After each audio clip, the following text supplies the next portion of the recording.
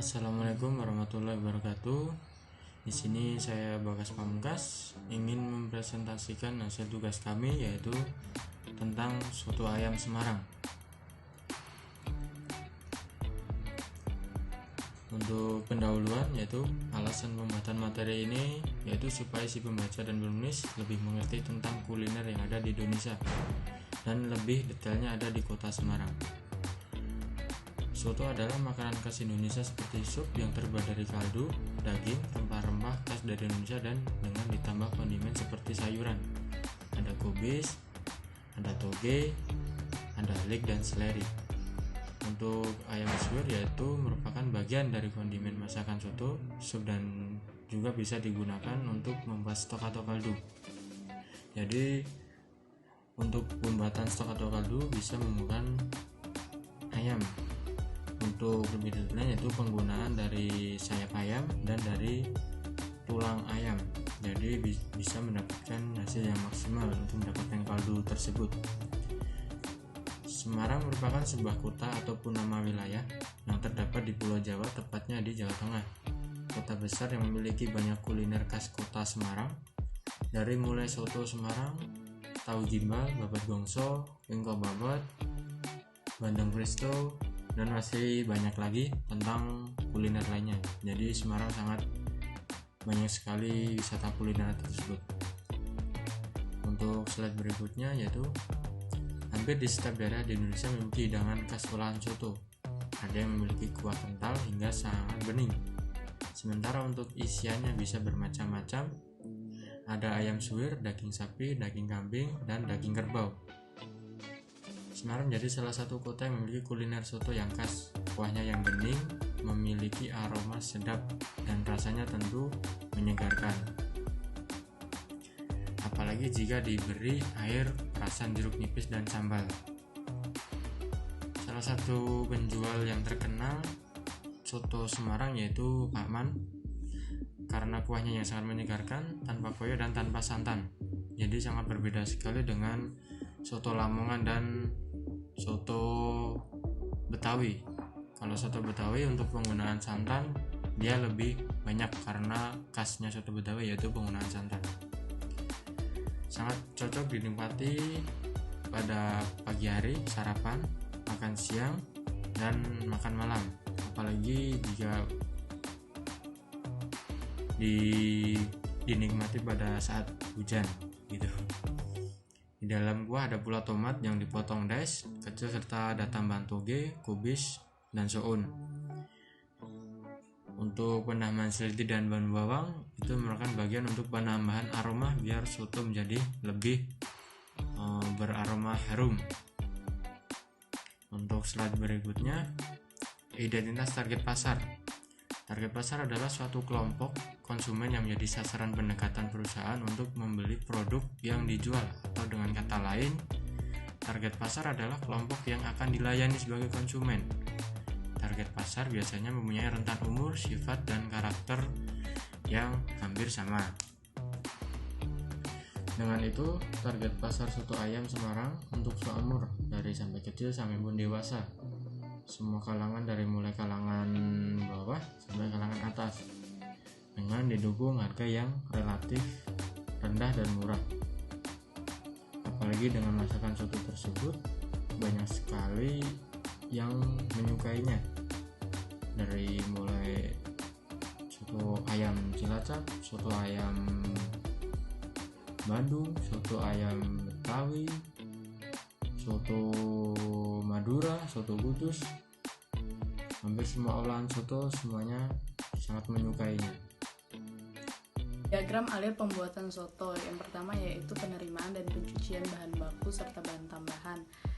Bahan-bahannya sebagai berikut yaitu ayam, daun salam, daun jeruk, daun bawang, bawang putih, bawang merah, kunyit, jahe, kemiri, jinten, dan merica. Serta bahan tambahan yaitu garam, gula Jawa, kecap, dan asam Jawa. Langkah yang pertama yaitu semua bumbu dihaluskan, kemudian tumis sampai harum. Setelah itu masak ayam dengan air yang mendidih. Setelah ayam sudah masak, masukkan bumbu yang telah dihaluskan, kemudian beri tambahan rasa dengan garam, gula, serta kecap.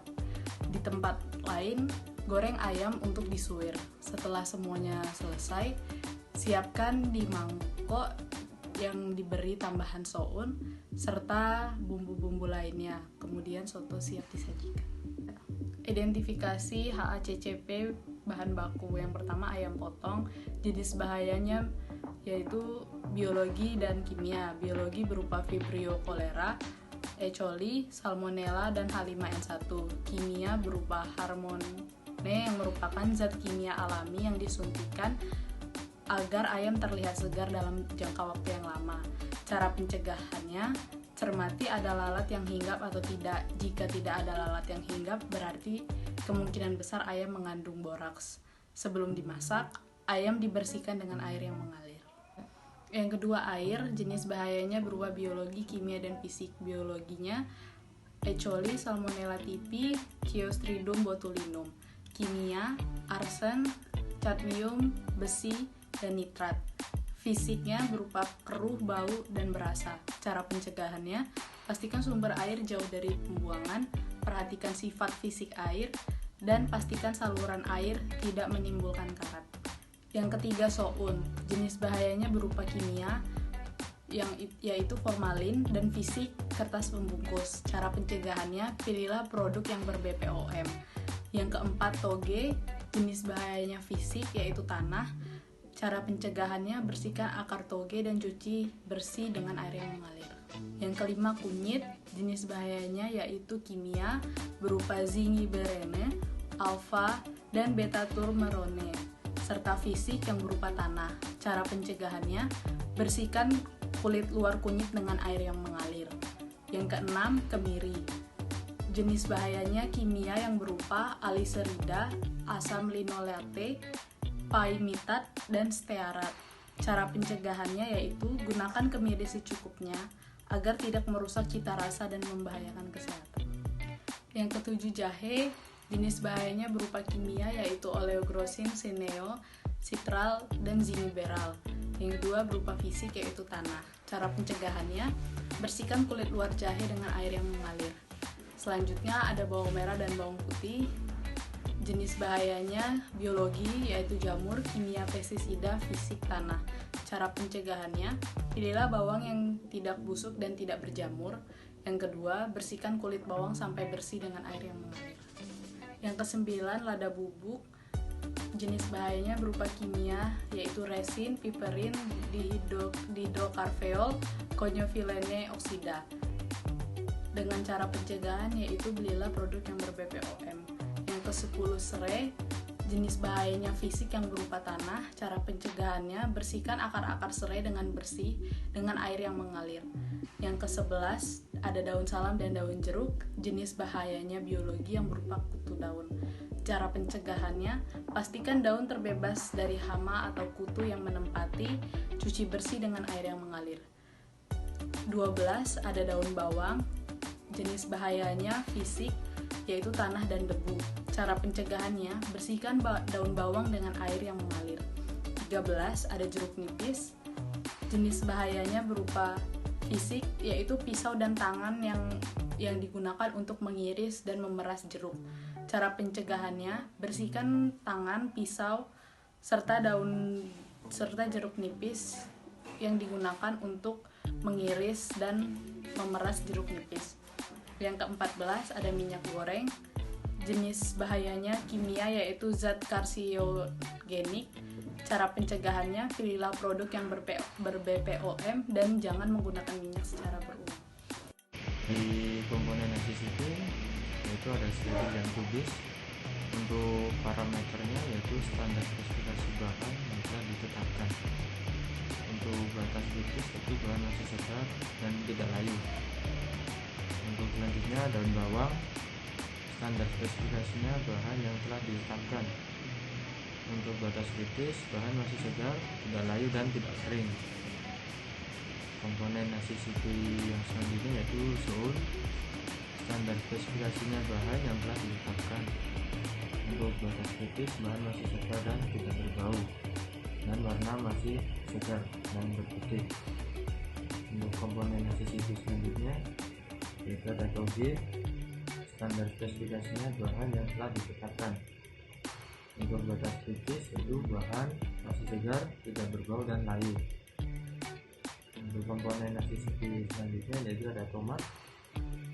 Standar spesifikasinya bahan yang telah ditetapkan, bahan masih segar, tidak busuk, dan warnanya juga pun masih segar, masih fresh, tidak ada campuran warna seperti warna hijau atau warna kuning kebunyian namun begitu. Untuk komponen accessibility ayam, standar spesifikasi bahan yang telah ditetapkan, batas kritis yaitu bahan masih segar dan tidak busuk, jadi betul-betul ayam yang masih fresh, tidak berbau. Dan untuk warnanya juga masih fresh, tidak putih keabu-abuan seperti warna ayam tiren. Untuk komponen accessibility selanjutnya yaitu bumbu putih dan rempah-rempah. Standar spesifikasi bahan yang telah ditetapkan juga sama. Untuk bahan batas kritisnya, bahan masih segar, tidak berbau dan busuk, rempah-rempah juga tidak layu. Contohnya seperti dari serai, jadi serai harus masih segar, tidak berwarna coklat. Dan untuk ada tambahan lagi seperti kapulaga, laos pun juga sama, jahe juga sama. Warna laos juga tidak ada warna campuran dan juga tidak berjamur. Kadang juga laos jika disimpan terlalu lama juga menimbulkan jamur. Jahe pun juga sama, jika terlalu lama penyimpanan itu juga akan menimbulkan jamur. Untuk slide selanjutnya yaitu tentang kesimpulannya yaitu sistem accessibility merupakan satu-satunya sistem jaminan mutu dengan berbasis keamanan pangan yang menjadi acuan bagi industri pangan seluruh Indonesia dan dunia. Dan adanya hal tersebut maka terpenuhi accessibility pada suatu industri pangan atau makanan menjadi harga yang mutlak, menjamin keamanan makanan yang diproduksi atau dihasilkan.